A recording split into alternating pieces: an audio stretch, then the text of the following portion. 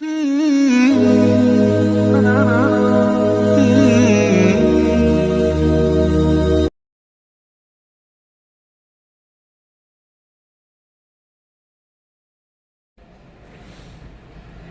اللہ الرحمن الرحیم۔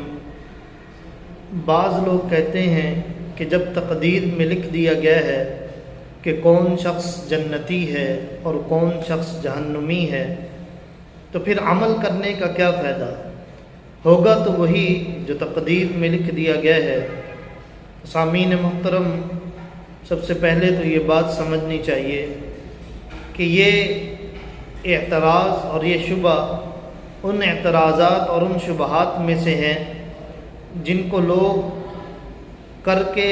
دوسرے لوگوں کو دین اسلام سے دور کرنا چاہتے ہیں، اعمال سے دور کرنا چاہتے ہیں، اسلام سے دور کرنا چاہتے ہیں۔ وہ سادہ مسلمانوں کے ذہنوں میں، ان کے دلوں میں اس قسم کے شکوک و شبہات ڈالتے ہیں اور جس سے وہ لوگ دین سے دور ہو جاتے ہیں اور عبادات سے دور ہو جاتے ہیں، اعمال کو چھوڑ دیتے ہیں، اور بسا اوقات ایسا بھی ہوتا ہے کہ وہ مسلمان جو ہے اس طرح دین سے دور رہ کر، اعمال سے دور رہ کر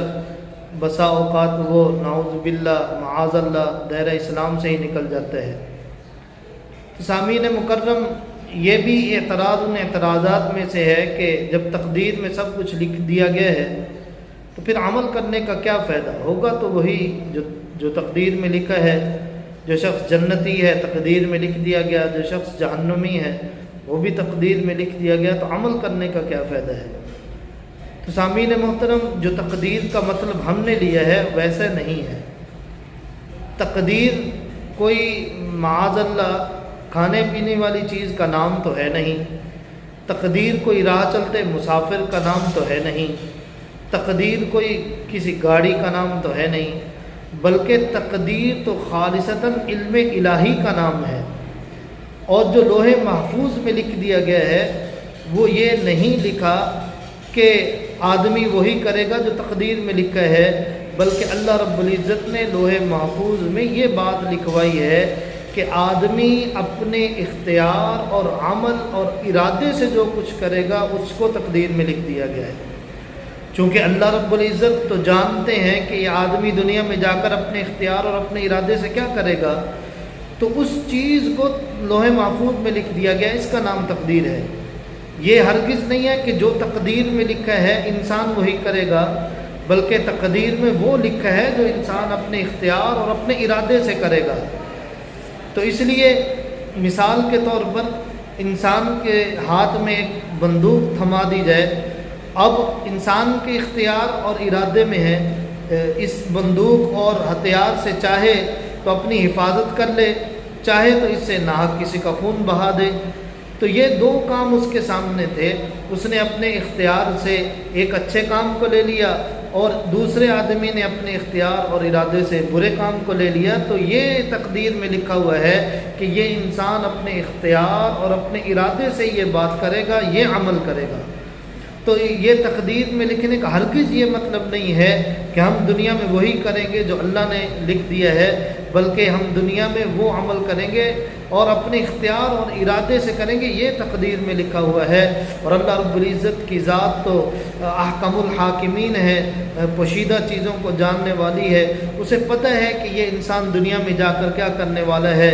اس لیے تقدیر میں اللہ رب العزت نے وہ لکھوایا ہے، وہ لوح محفوظ میں لکھ دیا گیا ہے جو انسان دنیا میں آ کر اپنے اختیار اور ارادے سے کرے گا۔ اس لیے میرے محترم دوستو کہ جو ہم تقدیر کا مطلب لیتے ہیں وہ غلط ہے کہ ہوگا تو وہی جو تقدیر میں لکھا ہے، بلکہ یہ مطلب نہیں، بلکہ انسان جو اپنے اختیار اور ارادے سے کرتا ہے یہ چیز تقدیر میں لکھی ہے۔ اور اس کی دلیل کیا ہے؟ آپ صلی اللہ علیہ وسلم نے جب یہ حدیث ذکر فرمائی کہ جو ہوگا،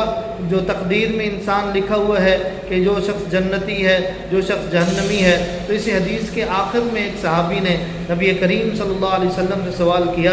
اللہ کے نبی جب فیصلہ کر دیا گیا ہے تو پھر عمل کرنے کا کیا فائدہ؟ تو نبی کریم صلی اللہ علیہ وسلم نے ارشاد فرمایا، میرے صحابہ ایسا نہیں ہے جیسا کہ آپ سمجھ رہے ہیں، بلکہ عمل کو کرتے رہنا چاہیے، اپنے اختیار کو کام میں لا کر عمل کرنا چاہیے، اس لیے کہ اعمال کے بقدر درجات ملیں گے، اس لیے عمل کو نہیں چھوڑنا چاہیے۔ نبی کریم صلی اللہ علیہ وسلم نے اس حدیث مبارکہ میں واضح کر دیا کہ تقدیر کا یہ مطلب نہیں ہے کہ جو کچھ تقدیر میں لکھ دیا گیا ہے بس انسان وہی دنیا میں آ کر کرے گا، بلکہ نہیں، ان تقدیر میں وہ لکھا ہے جو انسان اپنے اختیار اور اپنے ارادے سے کرے گا۔ اور اگر اعمال کی قید نہ ہوتی تو پھر نبی اللہ رب العزت نے قرآن کریم کے اندر کئی مقامات پر یہ بات ارشاد فرمائی، ان الذین آمنوا وعملوا الصالحات، ان الذین آمنوا وعملوا الصالحات۔ تو اس لیے میرے محترم دوستو، ہم اسی سہارے بیٹھ جاتے ہیں کہ بس تقدیر میں لکھ دیا گیا ہے کہ اب میں نے یہ کام نہیں کرنا تو یہ میرا تقدیر میں لکھا ہوا ہے۔ جیسے کہ ہم عام لوگوں سے جو بھیک مانگتے ہیں ان سے پوچھا جائے اور ان سے کہہ دیا جائے کہ بھئی آپ کوئی کام کر لیتے، آپ کیوں مانگ رہے ہیں، تو وہ آگے سے ان کا یہی جواب ہوتا ہے جی مقدرہ ساڈے مقدرہ تو یہی کچھ لکھا ہے۔ کسی کو کہہ دیا جائے کہ بھئی آپ نماز پڑھنے کے لیے مسجد میں آ جایا کرو، اور جی ساڈے مقدرہ چ مسجد آنا لکھے ہی نہیں تو اسی کیویں آواں گے۔ تو میں محترم دوستو، یہ غلط الفاظ ہیں، ہم نے تقدیر کا مطلب غلط لے لیا ہے، حالانکہ تقدیر کا مطلب تو یہ ہے کہ انسان اپنے اختیار اور ارادے سے جو عمل کرے گا وہ اللہ رب العزت نے لوح محفوظ میں لکھ دیا گیا ہے۔ اس لیے ہم کسی دھوکے میں نہ رہیں، بلکہ اعمال کو جاری رکھیں، اللہ رب العزت سے امید وابستہ رکھیں اور اللہ رب العزت کے معاصیات سے پناہ مانگنا چاہیے، نافرمانی سے بچنا چاہیے اور اعمال کو جاری رکھنا چاہیے۔ اور اگر ہم اسی طرح اعمال سے دور ہوتے گئے تو ہم یہ نہ ہو معاذ اللہ کہ کہیں ایک دن اسلام سے نہ دور ہو جائیں۔ اس لیے ہمیں ہر وقت، ہر آن، ہر گھڑی اللہ رب العزت کی طرف امید لگائے رکھنا چاہیے اور اللہ رب العزت کی رحمت کا طلبگار ہونا چاہیے۔ وآخر دعوانا الحمدللہ۔